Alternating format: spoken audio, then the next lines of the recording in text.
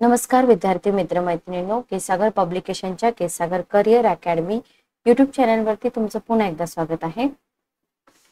येणारी तुमची राज्यसेवा पूर्वपरीक्षा आणि कंबाईन पूर्वपरीक्षा सोबतच आपण राज्यसेवा मुख्य परीक्षेसाठी पण इथं प्रिपरेशन करत आहोत. पण आता सध्या तरी आपण काही रिव्हिजन सेशन घेत आहोत राज्यसेवा मुख्य परीक्षेसाठी. ठीक आहे, ओके. याचा अर्थ असा नाही की कंबाईनचे विद्यार्थी हे लेक्चर बघू शकत नाही, पण स्पेशली जे विद्यार्थी राज्यसेवा फोकस करतात ना, त्या विद्यार्थ्यांसाठी मी इथं सेशन घेत आहे. तर पॉलिटी हा असा विषय आहे की जिथं तुम्ही आउट ऑफ मार्क्स मिळवू शकता, पण तिथं रिव्हिजन आणि प्रिव्हियस इयर क्वेश्चन पेपर पाहणं फार महत्वाचं आहे. तसं तर प्रिव्हियस इयर क्वेश्चन पेपर पाहणं सगळीकडेच महत्वाचं आहे, पण पॉलिटीचे जे क्वेश्चन आहेत ना, ट्रिकी क्वेश्चन बनवून तुम्हाला विचारले जातात ना, तर त्याच्यासाठी आपल्याला आयोगाचे क्वेश्चन सतत प्रॅक्टिसमध्ये असले पाहिजेत. आणि दुसरी गोष्ट, तुम्हाला इथं चांगलं एक पुस्तक पॉलिटीसाठी इथं तुम्हाला गरजेचं आहे. तर polity of India with special reference to Maharashtra, आपला जो आयोग आहे स्पेशली आपल्या महाराष्ट्राचा रेफरन्स देऊन क्वेश्चन विचारतो. त्याच्यामुळे हे जे पुस्तक आहे तुम्हाला मेन्सला पण उपयोगी पडेल आणि प्रिलिमला पण उपयोगी पडेल. ठीक आहे. बाकीची पण पुस्तकं इथं आहेत. बेसिक टू ऍडव्हान्स पुस्तकं तुम्ही वापरू शकता. गव्हर्नन्सचं पुस्तक आहे जे मुख्यसाठी म्हणतात विद्यार्थी, पण पूर्व परीक्षेसाठी पण तिथून क्वेश्चन तुम्हाला विचारले जातात. ठीक आहे, ओके, क्लिअर. तर पुस्तकं चांगली वापरा जेणेकरून तुमचं जे वर्ष आहे ते वर्ष वाया जाणार नाही. बुक लिस्ट चुकली की आपलं वर्ष वाया जातं, हे तुम्ही लक्षातच ठेवा. तर आज आपण एक मेन्सचा पेपर घेतोय. मेन्सचे काही क्वेश्चन रिपीट होतात, तर स्टार्ट करूया आपण. एसओ मेन्स 2016चा क्वेश्चन पेपर आपण इथं घेतोय. पहिला क्वेश्चन काय आहे बघा. क्वेश्चन तुम्हाला विचारलेला आहे, विधानसभा सदस्य हा सभागृहाचा सदस्य राहण्यास अपात्र ठरू शकत नाही. ठीक आहे.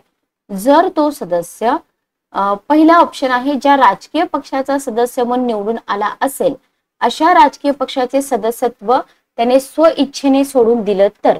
बघा, क्वेश्चन खूप व्यवस्थित वाचावे लागतात. विधानसभेचा सदस्य हा सभागृहाचा सदस्य राहण्यास अपात्र ठरू शकतो आणि ठरू शकत नाही. ठरू शकत नाही म्हटले. ठीक आहे, म्हणजे तुम्ही त्याला अपात्र करू शकत नाही.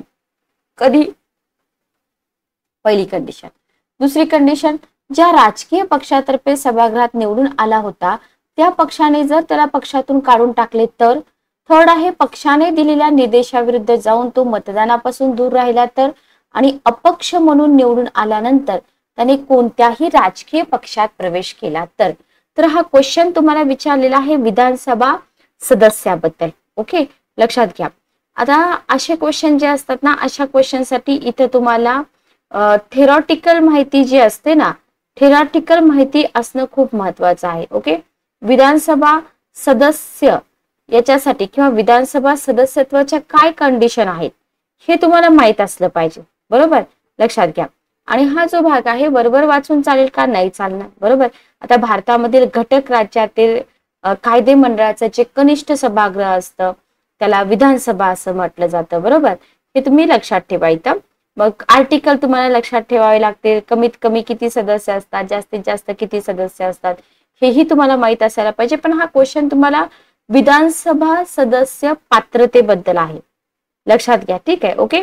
आता पात्रतेमध्ये तुम्हाला ती व्यक्ती भारताची नागरिक असावी, 25 वर्षापेक्षा कमी नाही पाहिजे, विधान परिषदेचे सदस्य होण्यासाठी 30 वर्षापेक्षा कमी नाही पाहिजे.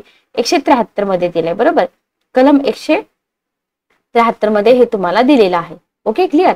आता इथे तुम्हाला राज्य विधिमंडळ रचना, कार्यकाळ, सदस्यांची पात्रता, शपथ वगैरे हा जो भाग आहे ना, राज्यघटना भाग 6 मध्ये आर्टिकल 168 पासून 212 पर्यंतचा जो भाग आहे ना, त्यातून तुम्हाला क्वेश्चन विचारलाय. बरोबर, आणि इथूनच आपल्याला काय केलेलं आहे, त्यांनी क्वेश्चन इथं विचारलेला आहे. अपात्रतेबद्दल आहे.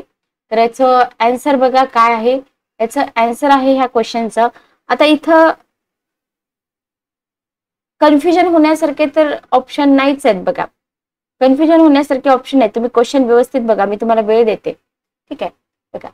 ज्या राजकीय पक्षातर्फे सभागृहात निवडून आला होता त्या पक्षाने जर त्याला पक्षातून काढून टाकले तर विधानसभा सदस्य हा सभागृहाचा सदस्य राहण्यास अपात्र ठरू शकत नाही. ठीक आहे, ओके, बरोबर. लक्षात आलं. बाकीच्या सगळ्या कंडिशन इथं लागू होत नाहीत. म्हणजे तुम्हाला कंटेंट कोणतं वाचावं लागेल? कंटेंट तुम्हाला वाचावं लागेल विधानसभा सदस्य अपात्रता, बरोबर.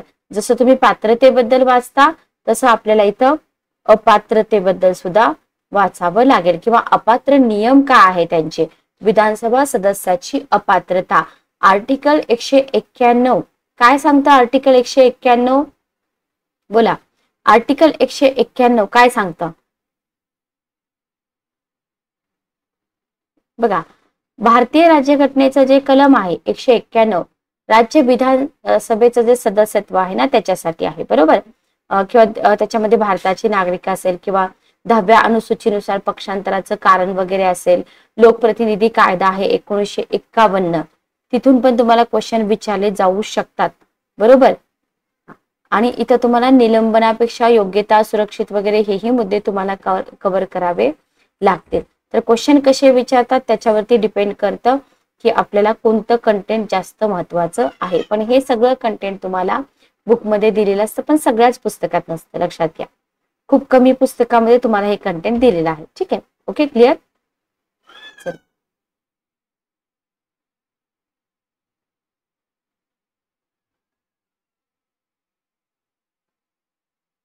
नेक्स्ट क्वेश्चन आपण घेऊया.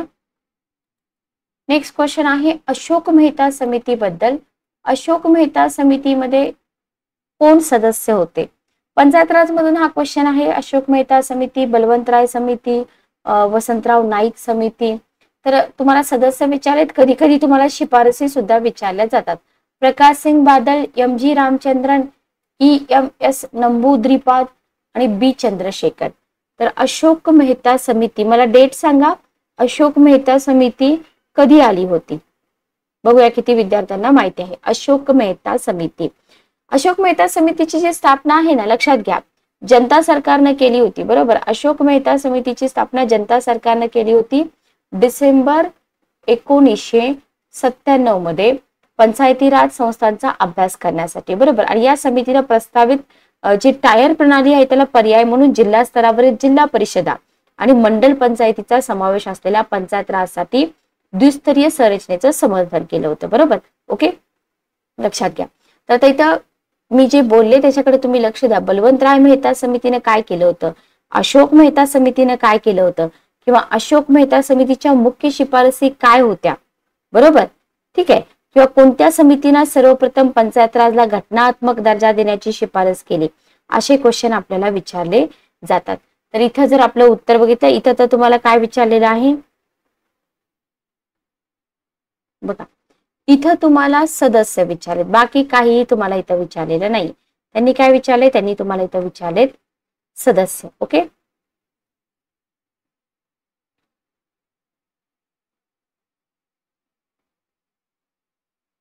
बघा मी एक लेक्चर घेतलं होतं कम्प्लीट ह्याच्यावरती, पंचायत राजवरती, तुम्हाला मिळून जाईल आपल्या प्लेलिस्ट मध्ये. 83 नंबरचा क्वेश्चन आन्सर आहे पहिला ऑप्शन, बरोबर. तर याच्यामध्ये प्रकाश सिंग बादल, एम.जी. रामचंद्रन आणि नंबूद्रीपाद हे 3 जे होते हे सदस्य होते. ठीक आहे. पण शिफारशी ज्या आहेत ना त्या शिफारसी पण करून ठेवा, महत्वाच्या शिफारसी करा, सगळ्या शिफारसी करू नका. नेक्स्ट क्वेश्चन आपण घेऊया. नेक्स्ट क्वेश्चन आपल्याला काय विचारलंय बघा. नेक्स्ट क्वेश्चन विचारलेला आहे घटना समितीची. बघा कितीही जुने पेपर असू द्या आणि आत्ताचे रिसेंटचे पेपर तुम्ही बघा, घटना समितीवरती क्वेश्चन फिक्स असतो. राज्यसभेला तर असतोच असतो. ठीक आहे. घटना समिती म्हणून देतील, कधी घटना परिषद म्हणून देतील.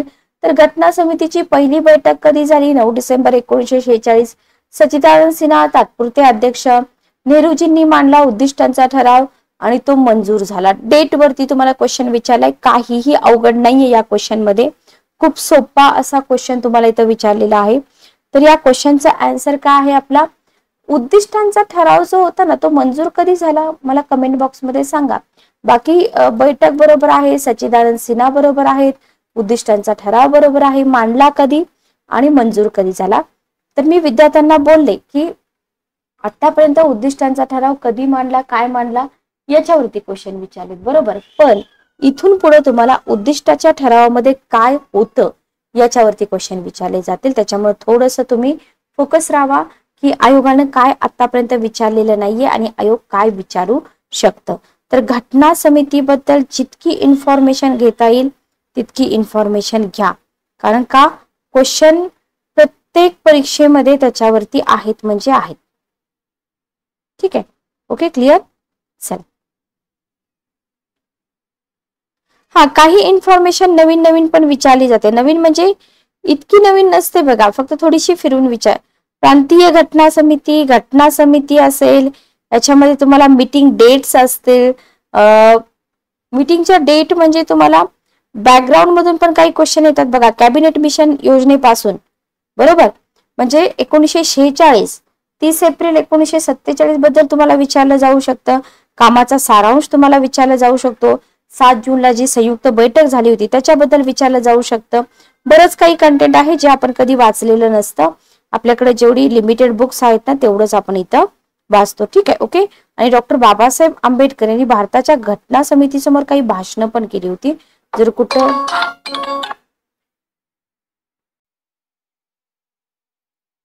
तर इथं तुम्हाला डेट वरती क्वेश्चन विचारला होता. हा क्वेश्चन तर इझी होता. ठीक आहे, ओके. पण उद्दिष्टांचा ठराव जो आहे तो उद्दिष्टांचा ठराव तुम्ही व्यवस्थित वाचून घ्या. नेक्स्ट आपण पुढे जाऊया. नेक्स्ट आपला क्वेश्चन बघा, आताचे पण क्वेश्चन पेपर जर बघितले तर तुम्हाला लोकपाल विधेयकाबद्दल क्वेश्चन आहेतच. इथं तुम्हाला लोकपालाबद्दलच क्वेश्चन आहे. असत्य विधान विचारले. लोकपाल बिलाचा उद्देश सरकारी कारभारातील लाचलुचपत नष्ट करणे हा आहे.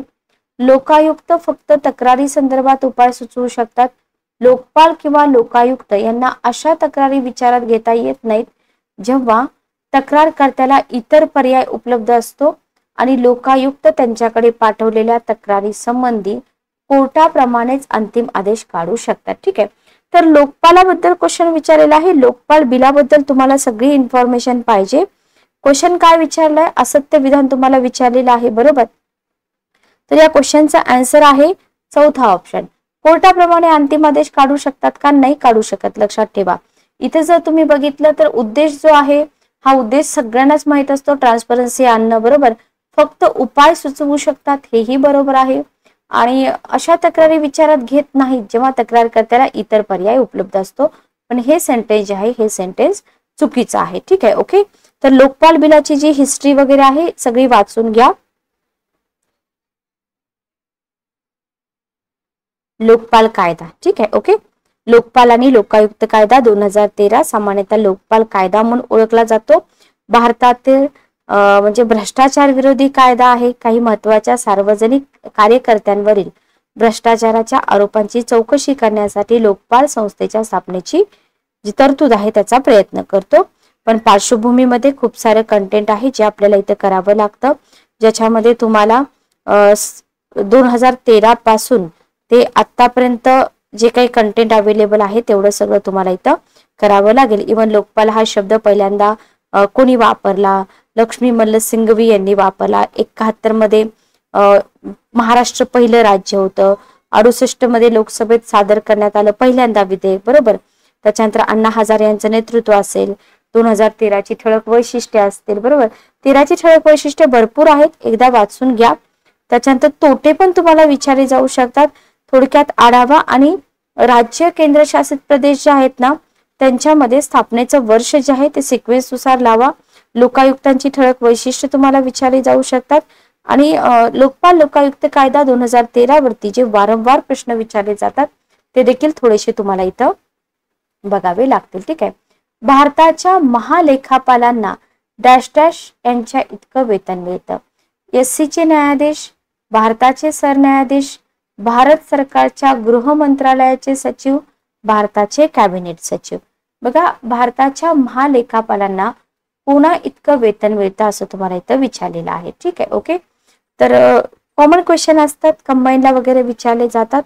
तर हा आहे 38 नंबरचा क्वेश्चन. उत्तर आहे पहिला ऑप्शन, बरोबर. महालेखापालांना सर्वोच्च न्यायालयाचे न्यायाधीश असतात ना त्यांच्या इतकं वेतन मिळतं. Okay, clear. नेक्स्ट क्वेश्चन बघा, भारतीय राज्यघटनेच्या कलम 171(1) नुसार डायरेक्ट आर्टिकल वरती क्वेश्चन आहे. विधान परिषदेची सदस्य संख्या किती असावी. ओके, कधी कधी तुम्हाला फक्त विधान परिषदेची सदस्य संख्या किती असावे विचारतात, कधी कधी तुम्हाला आर्टिकल विचारतात. याच्यामध्ये तुम्हाला पहिला ऑप्शन दिला, विधानसभेच्या सदस्य संख्येच्या 1/3 सदस्यांपेक्षा अधिक नसावी, 40 पेक्षा कमी नसावी, राज्याच्या लोकसंख्येच्या प्रमाणात असावी आणि वरीलपैकी सर्व बरोबर. किती असायला पाहिजे असं तुम्हाला विचारलं इथं. तर इथं जर आपण बघितलं तर विधानसभेच्या सदस्य संख्येच्या 1/3 पेक्षा जास्त नसावी, बरोबर, सॉरी अधिक नसावी म्हणजे जास्त नसावी, आणि 40 पेक्षा कमी नसावी. म्हणजे इथं आपलं ऑप्शन आलं 1 आणि 2 बरोबर. आणि जर तुम्ही कंबाईनचा पेपर काढून बघितला तर तुम्हाला इथं 40 पेक्षा कमी नसावी वगैरे असे ऑप्शन देऊन आयोगाने पूर्वी क्वेश्चन विचारलेले आहेत. नेक्स्ट क्वेश्चन बघा, राज्यपालांशी रिलेटेड तुम्हाला क्वेश्चन आहे. राज्यपाला संदर्भात खालील जोड्या योग्यपणे जुळवा. कलम 154, कलम 155, 157, 158. बघा आर्टिकल माहित पाहिजे, त्याच्याशिवाय पर्याय नाही आपल्याकडे, आर्टिकल आपल्याला माहितच पाहिजे. ठीक आहे. इथं जर आपण बघितलं तर कलम 154, भारताचे राष्ट्रपतीकडून राज्यपालाची नेमणूक केली जाईल. आता सिंपल आहे, अगोदर नेमणूकच असेल ना, बरोबर. त्याच्यामुळे तुम्हाला याच्यावरून तुमचा आन्सर निघू शकतं, पण प्रत्येक गोष्ट इलिमिनेशन मेथड कॉमन सेन्सनी करता येईलच असं नाही, बरोबर. 155 वयाची 35 वर्ष पूर्ण करेल, बरोबर. त्याच्यानंतर 157 राज्यपाल संसदेच्या कोणत्याही सभागृहाचा अथवा कोणत्याही राज्याच्या विधिमंडळाच्या सभागृहाचा सदस्य असणार नाही. आणि 158 राज्याची कार्यकारी सत्ता राज्यपालामध्ये विहित असेल. ठीक आहे, ओके, बरोबर. म्हणजे आपलं उत्तर आलं चौथा ऑप्शन. लक्षात घ्या, उत्तर काय आहे, चौथा ऑप्शन. म्हणजे इथं लक्षात काय ठेवायचं आहे माहिती का, लक्षात हे ठेवायचं आहे की आपल्याला डायरेक्ट आर्टिकल वरती क्वेश्चन विचारले जातात, बरोबर, डायरेक्ट आर्टिकल वरती. आणि जे क्वेश्चन डायरेक्ट आर्टिकल वरती विचारले जातात ते क्वेश्चन आपले इलिमिनेशन मेथडनी किंवा अंदाजे वगैरे बरोबर येत नसतात, बरोबर. त्याच्यामुळे थोडीशी काळजी घ्यायची की आपल्याला सगळी माहिती असायला पाहिजे. Okay, clear. नेक्स्ट क्वेश्चन बघा. नेक्स्ट क्वेश्चन आहे भारत सरकार अधिनियम 1935.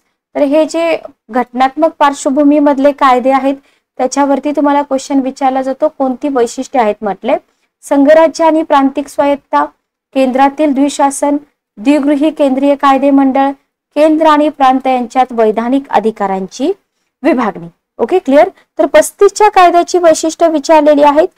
47चा कायदा आहे, 35चा कायदा आहे.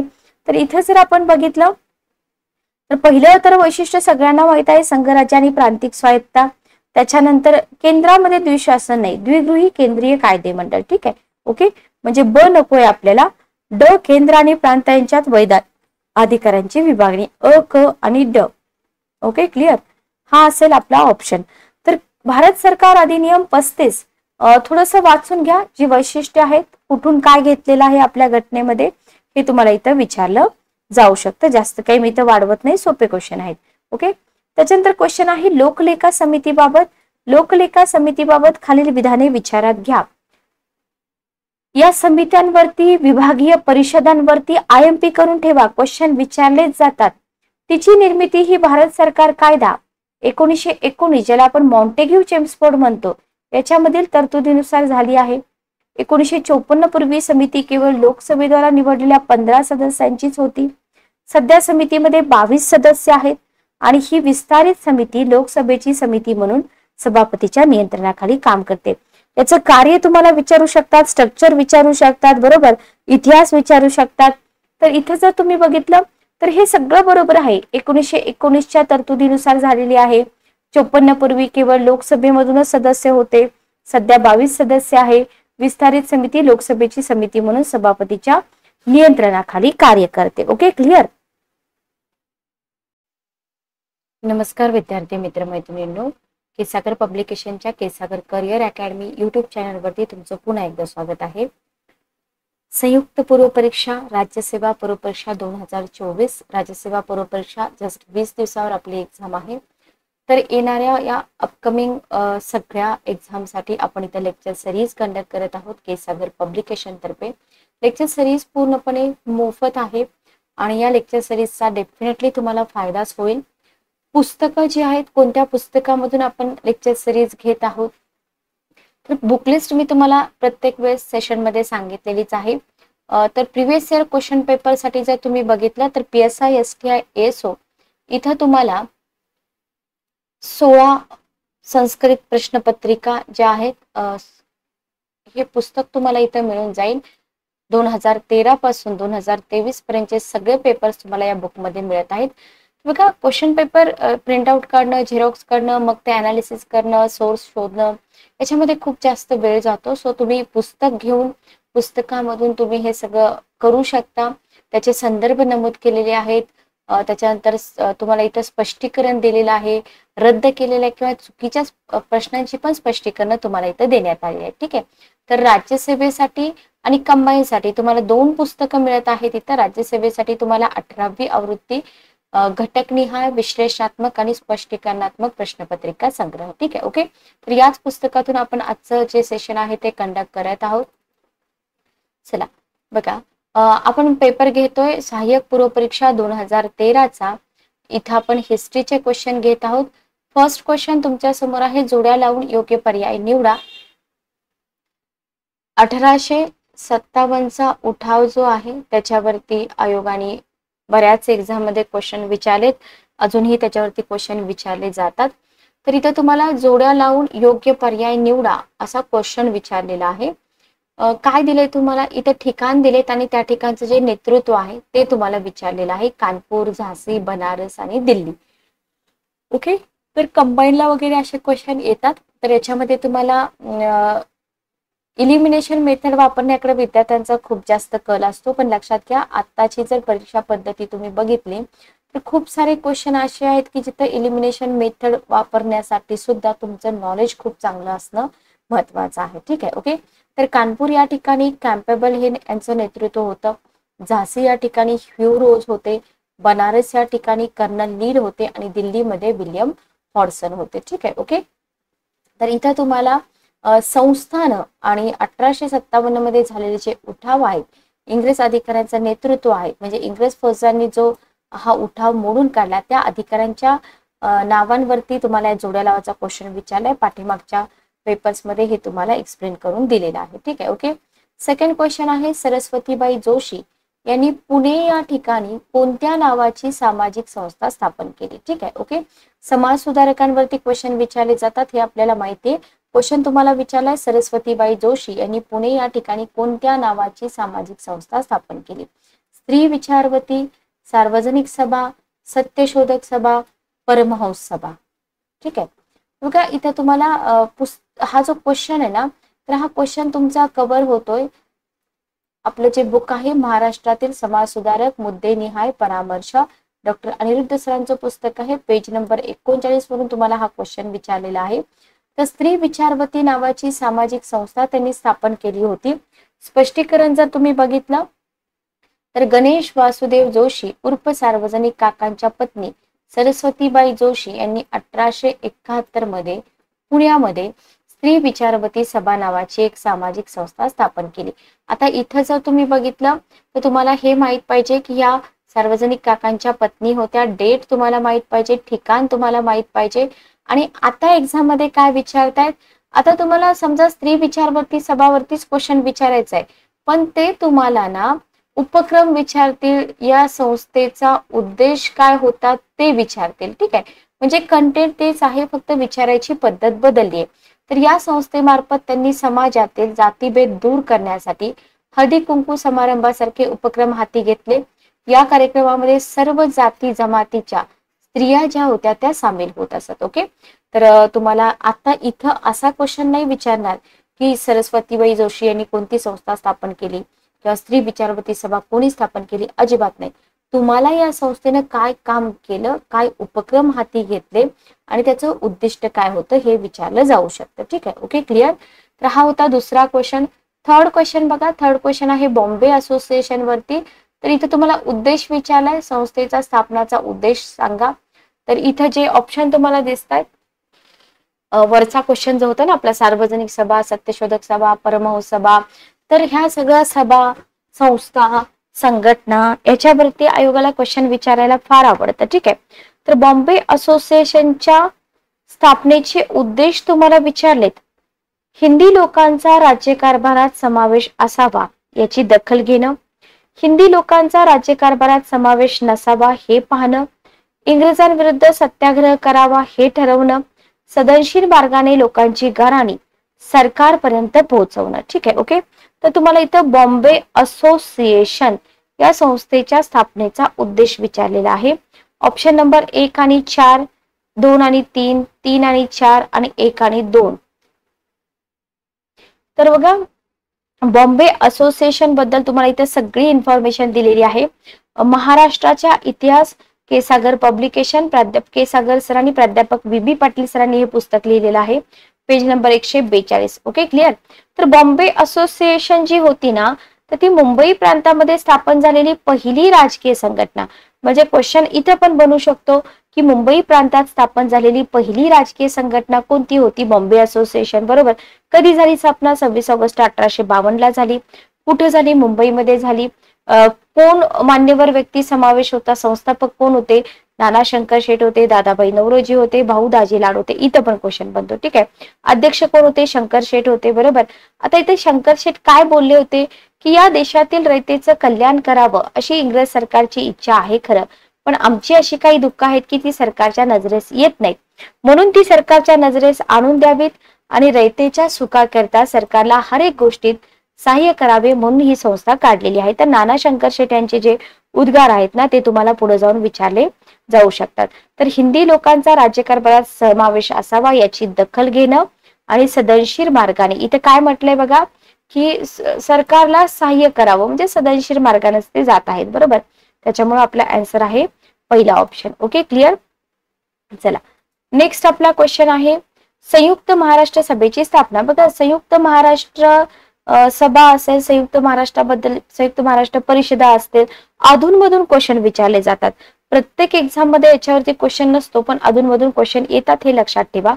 तर संयुक्त महाराष्ट्र सभेची स्थापना कुठे झाली असं तुम्हाला विचारले? मुंबई आणि पुणे, मुंबई, मराठवाडा, बेळगाव.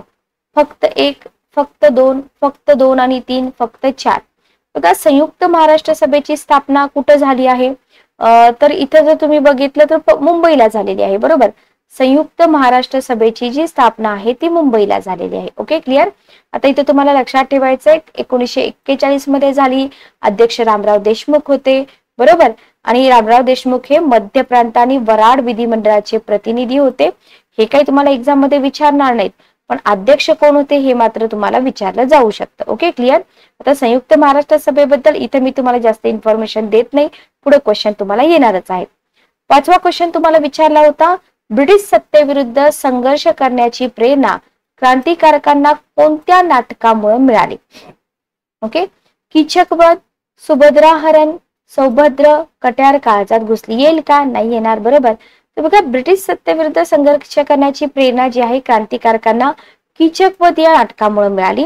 तर इथे तुम्हाला माहित पाहिजे की टिळकांचे जे अनुयायी होते कोण होते? कृष्णाजी प्रभाकर खाडीलकर. ठीक आहे, माहित पाहिजे. हे टिळकांचे कट्टर अनुयायी होते.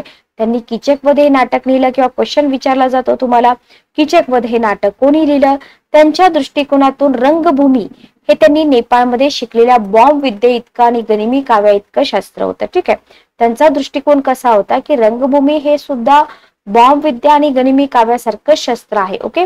तर टिळकांच्या प्रचार मोहिमेनं पुण्यातील राजकीय वातावरण इतकं तापलं होतं की कीचकवध सारखे स्फूर्तिदायक नाटकं पाहणं ही देशाभिमानाची बाब मानली जात होती. ठीक आहे, म्हणजे महाभारतातलं एक छोटस कथानक घेऊन ते रूपक पद्धतीने या नाटकामध्ये मांडलं होतं. काय होतं नक्की या कीचकवध मध्ये? लक्षात ठेवा, द्रौपदीवर अत्याचार करू पाहणाऱ्या कीचकाच्या रूपामध्ये लोक जुलमी ब्रिटिश शासनाकडे पाहत होते. लक्षात घ्या. ठीक आहे, तर हा जो क्वेश्चन आहे हा क्वेश्चन आपल्या 20व्या शतकातील महाराष्ट्र खंड पहिला, यदी फडके.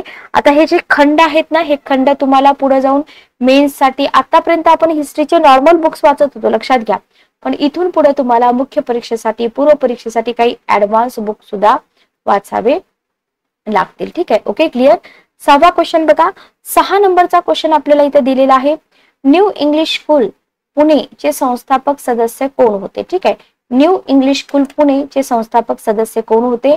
पहिला ऑप्शन आहे लोकमान्य टिळक, दुसरा ऑप्शन आहे गोपाळ गणेश आगरकर, तिसरा आहे विष्णू शास्त्री चिपळूणकर आणि चौथा आहे दादोबा पांडुरंग तर्खडकर. ठीक आहे, ओके.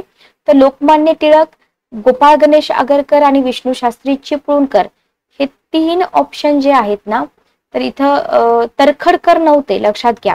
हे 3 पर्सन होते.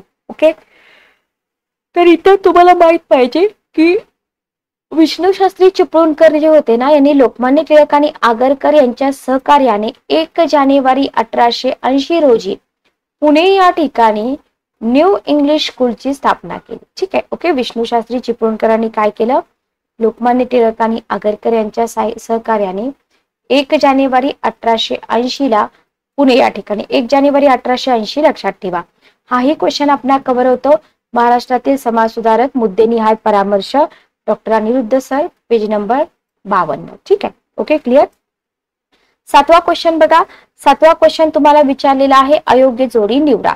याच्यामध्ये तुम्हाला एल्बर्ट बेल, खालसा करण्याचे तत्व, बंगालची फाळणी आणि काँग्रेसची स्थापना. तर इथं तुम्हाला बघा जोड्या लावायचा क्वेश्चन सोपा असतो, पण अयोग्य जोडी ओळखा हा क्वेश्चन थोडासा अवघड वाटतो आपल्याला. तर एल्बर्ट बेल, लॉर्ड रिपन, खालसा करण्याचे तत्व लॉर्ड डलहौसी, बंगालची फाळणी लॉर्ड कर्झन, काँग्रेसची स्थापना काही लॉर्ड लिटननी केलेली आहे का? नाही, त्याच्यामुळे हा ऑप्शन चुकीचा आहे. तर इल्बर्ट बिलाबद्दल तुम्हाला मेन्सला पण क्वेश्चन विचारलेले आहेत. तर हे जे इल्बर्ट बिल होतं ना, हे काय होतं, कधी मांडलं, कोणी मांडलं, त्याचा उद्देश काय होता, याच्या बाहेर क्वेश्चन जात नाही. ओके, आणि सगळ्यात महत्वाचं म्हणजे हिस्ट्रीची टाइमलाईन तुम्हाला माहित असणं गरजेचं आहे. तर इल्बर्ट बिल जे होतं ना, कुणाच्या काळामध्ये? रिपनच्या काळामध्ये 1880-84. आता हा काळ म्हणजे 2 फेब्रुवारी 83 ला सादर करण्यात आलं होतं, लक्षात ठेवा. परिषदेचे कायदेविषयक सर जे होते, व्हायसरॉय परिषदेचे जे सर होते, सर PC इल्बर्ट यांनी मांडलं होतं, लक्षात ठेवा. उद्देश काय होता याचा? इल्बर्ट बिलाचा उद्देश होता की जातीभेदावर आधारित न्यायपालिकेमधला श्रेष्ठ कनिष्ठ हा जो भेद आहे हा दूर करायचा आणि भारतीय आणि युरोपीय न्यायाधीशांना समान अधिकार द्यायचे. ठीक आहे, ओके. तर आतापर्यंत तुम्हाला इल्बर्ट बिल कधी मांडलं, कोणी मांडलं हे विचारलेलं आहे. पुढे तुम्हाला इल्बर्ट बिलाचा उद्देश विचारला जाऊ शकतो. ठीक आहे, मग झालं काय माहिती का? आता इथे काय म्हटलंय? भारतीय आणि युरोपीय न्यायाधीशांना समान अधिकार, बरोबर. पण आता इथं युरोपीय लोक गप्प बसतील का? नाही.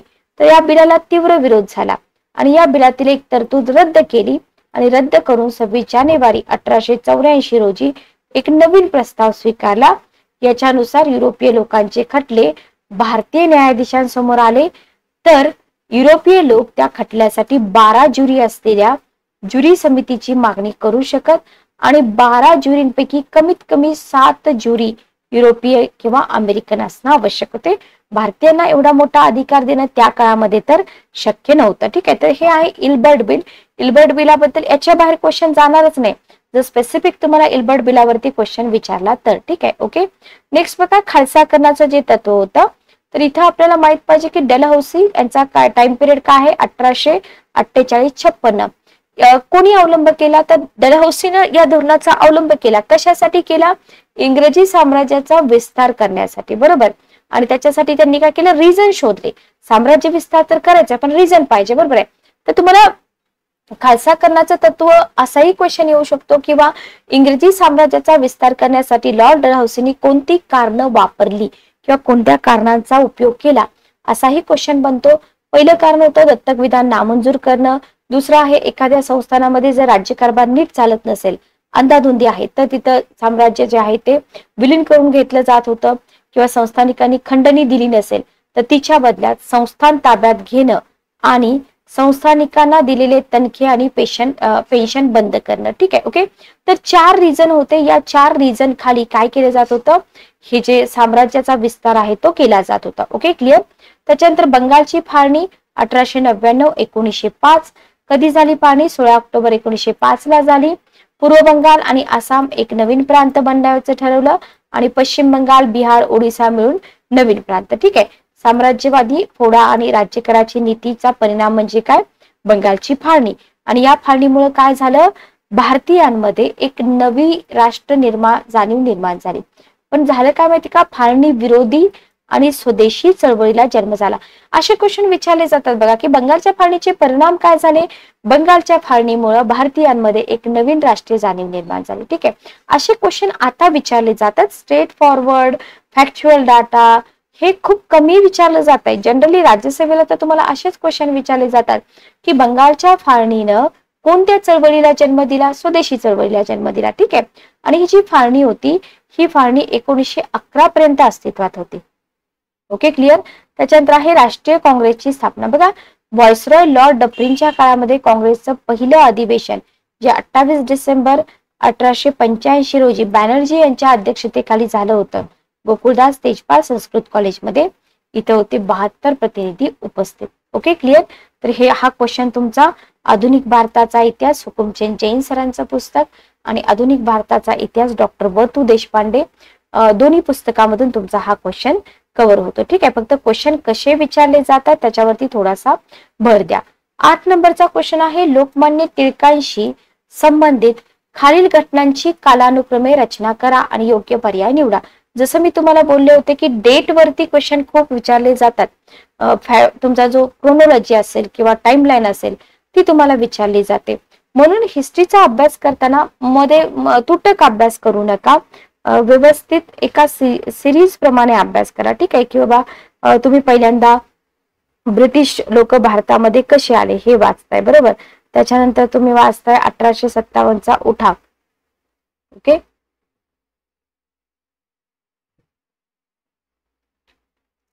चला.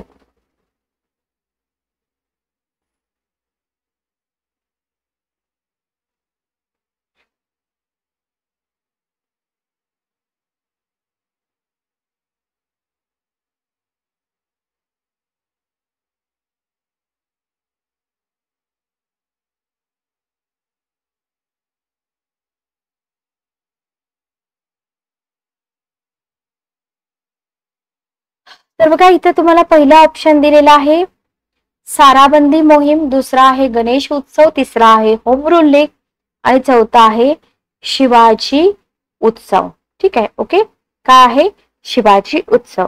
आता याच्यामध्ये जर आपण बघितलं तर तुम्हाला गणेश उत्सवाची डेट बऱ्यापैकी माहित असते. 1894 मध्ये पुण्यामध्ये प्रथमच सार्वजनिक स्वरूपामध्ये गणेशोत्सव साजरा केला. ठीक आहे, ओके. तर टिळकांच्या नेतृत्वाखाली पहिला शिवाजी उत्सव जो होता तो 96 मध्ये कुठं साजरा केला गेला? रायगडावरती साजरा केला. ठीक आहे, ओके. 1896-97च्या दुष्काळात नेहमीप्रमाणे सरकारकडून जमीन महसूल व शेतकऱ्यांकडील कराची सक्तीने वसुली केली जात होती. तर इथं तुम्हाला साराबंदी मोहिमेसंबंधी दिलेला आहे 1896-97. Okay, clear.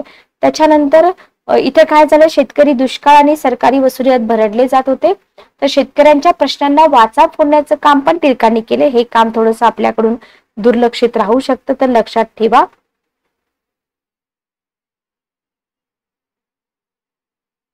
त्याच्यानंतर बघा, लोकमान्य टिळकांनी स्वदेशी, बहिष्कार, राष्ट्रीय शिक्षण आणि स्वराज्य या चतुसूत्री कार्यक्रमाचा पुरस्कार केला.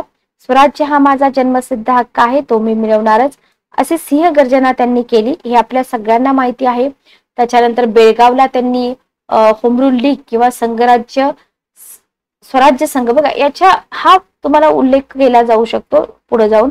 स्वराज्य संघ किंवा होम रूल लीग मे 1916 बेळगाव येथे त्यांनी बेळगाव येथे केली आणि 30 डिसेंबर 1916 रोजी ॲनी बेझंट यांच्या अध्यक्षतेखाली लखनौ येथे होम रूल लीगची बैठक भरली होती. ठीक आहे.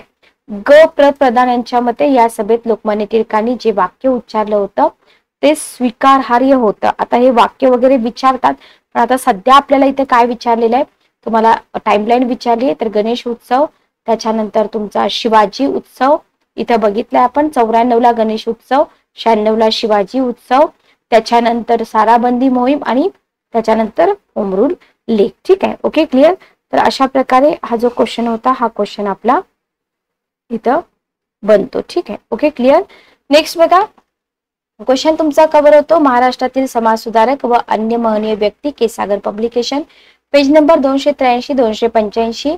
आणि वतू देशपांडे सरांचं पुस्तक जर वापरलं ना तुम्ही, हिस्ट्रीला आउट ऑफ मार्क पडतात, लक्षात घ्या. वतू देशपांडे सरांचं जर पुस्तक वापरलं तर हिस्ट्रीला आउट ऑफ मार्क्स आपल्याला इथं घेता येतात. इसवी सन 1857च्या उठावामध्ये खानदेशातील भिल्लांचे नेते कोण होते असा क्वेश्चन तुम्हाला विचारलाय. काझसिंग नाईक, भीमा नाईक, भागोजी नाईक आणि दौलत सिंग. फक्त एक आणि दोन, फक्त एक, दोन आणि तीन वरीलपैकी सर्व पर्याय योग्य आहेत. भिल्लांचे नेते कोण होते 1857चा उठाव? तर इथं बघितलं तर काझसिंग नाईक, भीमा नाईक, भागोजी नाईक, दौलत सिंग हे जे सगळे पर्सन होते ना, हे सगळे पर्सन भिल्लांचे नेते होते. ठीक आहे, ओके. त्याच्यामुळे आपलं उत्तर काय आहे? आपलं उत्तर आहे चौथा ऑप्शन. क्लिअर? आता इथं बघा थोडस आपल्याला याचं एक्सप्लेनेशन बघावं लागेल. तर इथं दादोबा पांडुरंग यांनी काय केलं होतं? दादोबा पांडुरंग यांनी 1857 साली भिल्लांचा जो पुढारी होता पटाजी नाईक याचं बंड मोडून काढण्यामध्ये महत्वाची भूमिका बजावली होती. ठीक आहे, ओके. आता तुम्हाला वाटेल की हे असं कसं बरं? तर हे असंच आहे. मग या कामगिरीबद्दल त्यांना राव बहादूर हा किताब दिला. कोणी? इंग्रज सरकारने. ठीक आहे. चिल्या भिल्ल याचे नेतृत्व. तर 1819 मध्ये सातपुडा पर्वताच्या सातमाळा रांगामध्ये भिल्लांनी इंग्रजी राजवटीच्या विरोधात बंड पुकारलं आणि इथं उठावाचं नेतृत्व केलं होतं चिल्या भिल्ल यांनी. तर या नेतृत्वाखाली भिल्लांनी लूटमार, वाटमारी इत्यादी मार्गाने व्यापारी प्रवाशांना उपद्रव देण्याच्या मार्गाचा अवलंब केला. त्याच्यानंतर बंडखोराचा जो नेता होता हिरा, तर 1819चा उठाव सरकारने दडपून टाकला. भिल्ल फार काळ स्थिर बसले नाहीत. थोड्या दिवसामध्ये म्हणजे 22ला त्यांनी पुन्हा उठाव केला. त्यावेळी नेता होता हिरा भिल्ल. ठीक आहे. यांनीही काय केलं? लुटमार केला, सरकारी यंत्रणेवर हल्ले केले. त्याच्यानंतर अधिकारी कर्मचारी यांच्या दहशत निर्माण करण्याचा प्रयत्न केला. काही प्रमाणामध्ये यश पण प्राप्त झाले. 1825 मध्ये भिल्लांनी पुन्हा एकदा इंग्रजी सत्तेच्या विरोधात उठाव केला. ठीक आहे. त्याच्यानंतर आहे सेवाराम घिसाडी याचं नेतृत्व. तर भिल्ल बंडखोरांच्या यावेळच्या उठावाचं नेतृत्व सेवाराम घिसाडी याच्याकडे होते. तर सेवाराम घिसाडी आणि त्याचे साथीदार यांनी काय केलं? पूर्वीप्रमाणे सगळे कार्यक्रम चालू केले आणि सरकारला आव्हान देण्याचा प्रयत्न केला. 1857च्या राष्ट्रव्यापी उठावादरम्यान जे भिल्ल लोक होते, नेते होते, काझसिंग नाईक, भीमा नाईक, भागोजी नाईक, दौलत सिंग.